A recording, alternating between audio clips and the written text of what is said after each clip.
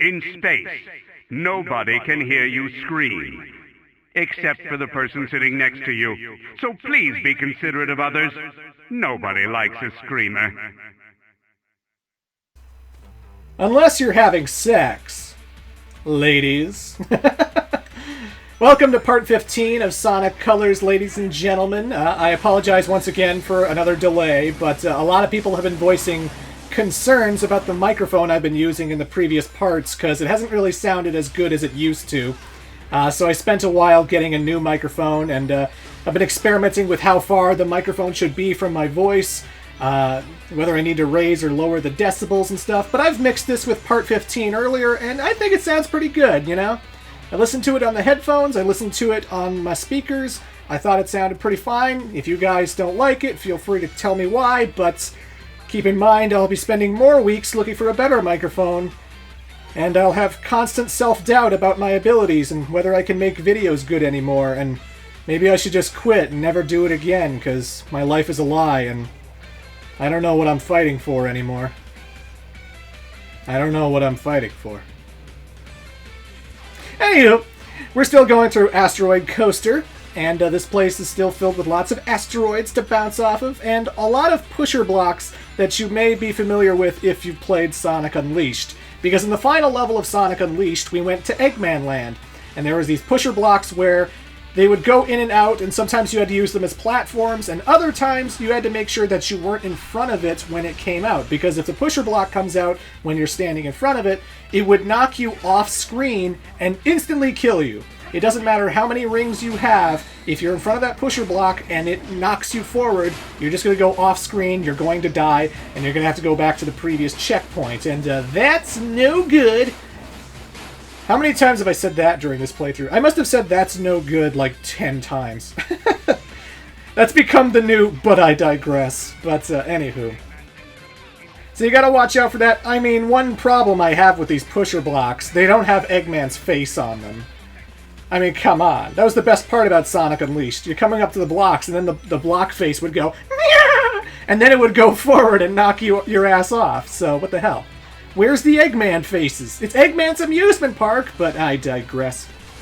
When you get that red ring, jump and get back to the platform immediately, because in anti-gravity, not only are you jumping downwards and stuff, but like you have to watch out and make sure that your jumps count, because there are bottomless pits at the ceiling. Like, there are bottomless pits at the top of the screen that you absolutely need to be careful of, so platforming still counts in this level, even if you're upside down, you know? And it's not often that you're playing a video game and you fall upwards to your death. I think that happened in Sonic Rush in the final level of that game, too.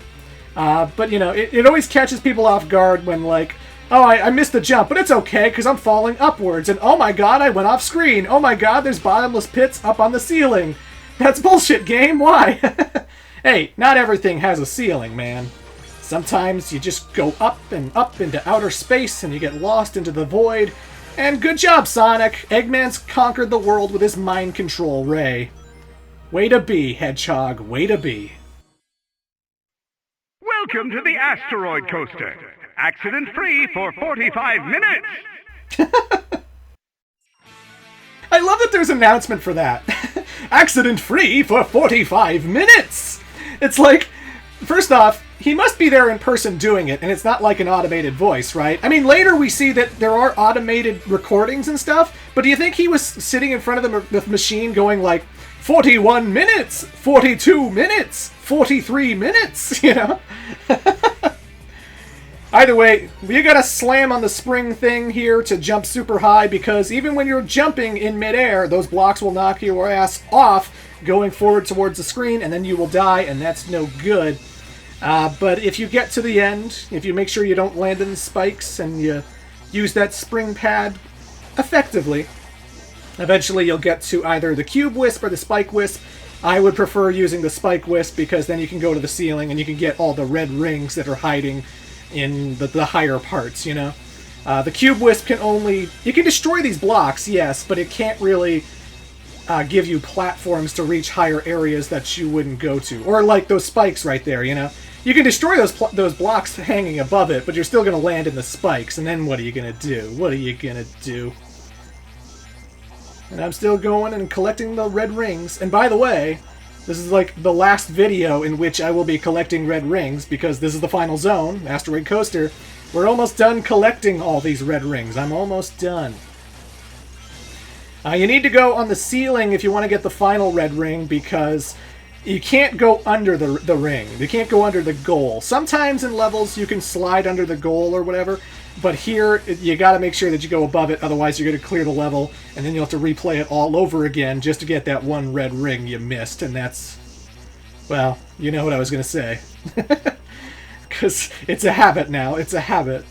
But I digress. But either way. And I was just hanging on the blue wall there to collect color bonuses, like I always do. You know me. Gotta get that S rank. Gotta show you how big my Sonic penis is. Please keep your hands and feet in the car at all times, because there are tiny asteroids traveling at incredible speeds, hurtling through space. Keeping your hands and feet in the car won't prevent you from being hit, but our lawyers tell us we have to say it anyway. Alright, so this level is really, really short, and it's really, really simple. You're on one of these rings to this Saturn-like planet, right? And you got a whole bunch of motobugs chasing you, and as I said before, in Starlight Carnival, you just have to slide into them, moving left and right in order to kill them. There are bigger black motobugs with red dots that if you hit them, they will destroy everyone around you. And you're basically just like running, and you'll hit a switch, and when you hit the switch, it'll make the goal ring appear eventually. And you have to collect red rings as you're doing this. And then the level just sort of, well, it just sort of ends, really. There's my last red ring, there's the goal, boom, that's it. Good level, I guess. That was a thing. I got all the red rings, I got the S rank, and that was still a 40-second level. That's special, Sonic Colors. That was certainly something.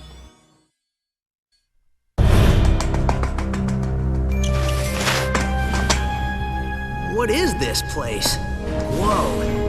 This is where he converts them into the strange, negative aliens with the freaky energy. There you are. I thought I lost you for a second. Did you find anything interesting? Look at all of them. He's captured thousands of aliens. Don't worry. We'll get them out. Sonic, I haven't seen Yacker for a while. You'll have to excuse me, buddy. I have a generator to shut down.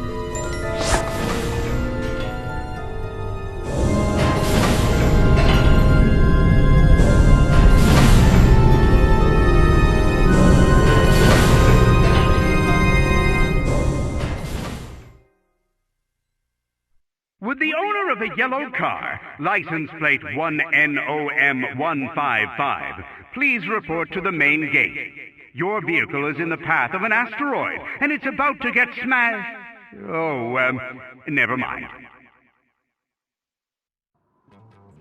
And fans of Sega will know that as a reference to another Sega franchise known as Crazy Taxi.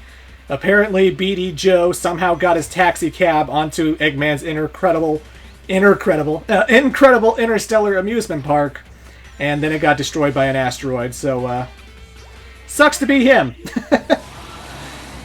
I only played the very first Crazy Taxi. I never played Crazy Taxi 2 or any of the others, but I still remember that game fondly, because it had product placement for one thing. Like, you would literally drive by a Kentucky Fried Chicken, and Offspring music was a big part of it. Like, it didn't have a lot of tracks, Crazy Taxi. It only had like 4 or 5, if I remember correctly.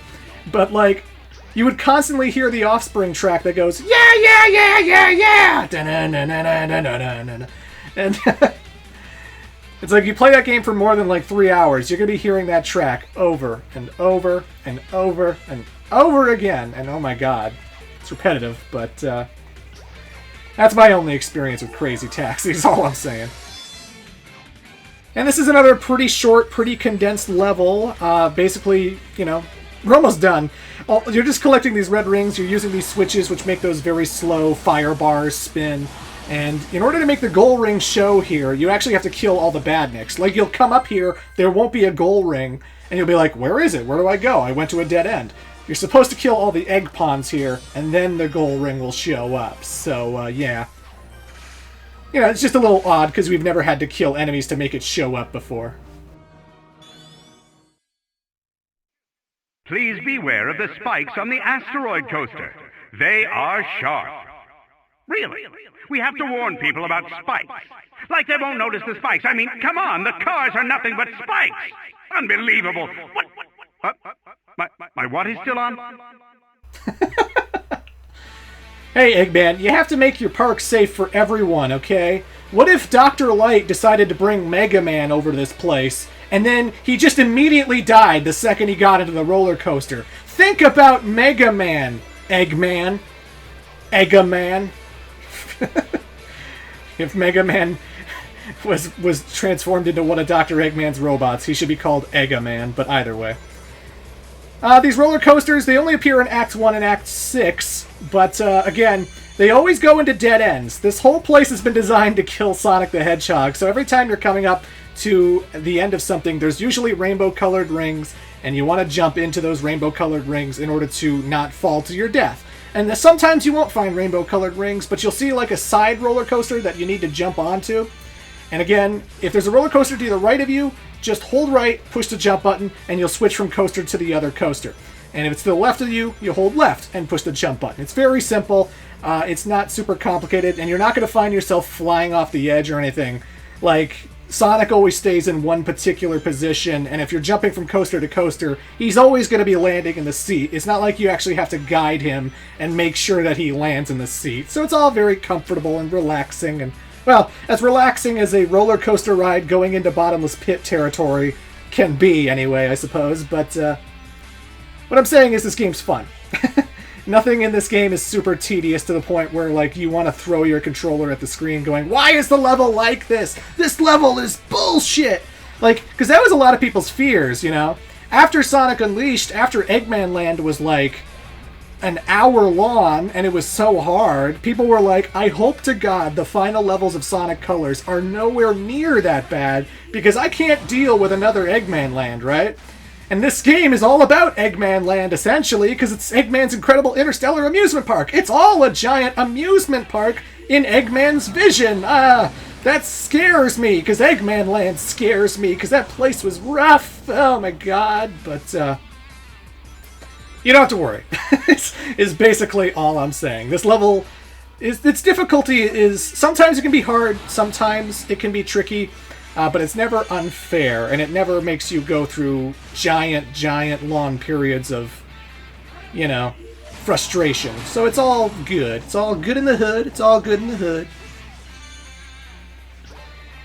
Wicca wicca. I don't know. I don't even know what that meant. But either way, ladies and gentlemen, we're almost at the end of Asteroid Coaster, and we're almost at the last red ring of the whole entire game. When you're free-falling, go to the left, not to where the rings are, and booyah! That's the last red ring in the game. I've collected all of them, and that doesn't give you a bonus thing right away. All these red rings I've been collecting the whole entire game unlock bonus levels for Game Land, which is an optional place you don't need to go to in order to finish the game. But it unlocks all the levels in Game Land. And when you beat all the levels in Game Land, you get a special surprise, and you're going to see what that surprise is later in this playthrough. But it's worth mentioning, I can now access every single level in Game Land because I have collected every single red ring in the game, and I feel pretty good about that. Also, that mini-boss I just killed, you're floating around in this gravity thing. It's sort of swinging you around like you're in a toilet. And you want a homing attack when there's an opening, so you don't hit the fire bars, but you hit the eye. And I'm not sure if it hurts you if you don't do anything for a while, so don't take too long. Wait for an opening, and when you see it, just mash the A button as quick as you can. But look at that! My red rings have gone into Game Land, and things are unlocked, and we're getting close to the end of this thing. Oh yeah. Come back for part 16, we're going to be looking at the DS version of Asteroid Coaster.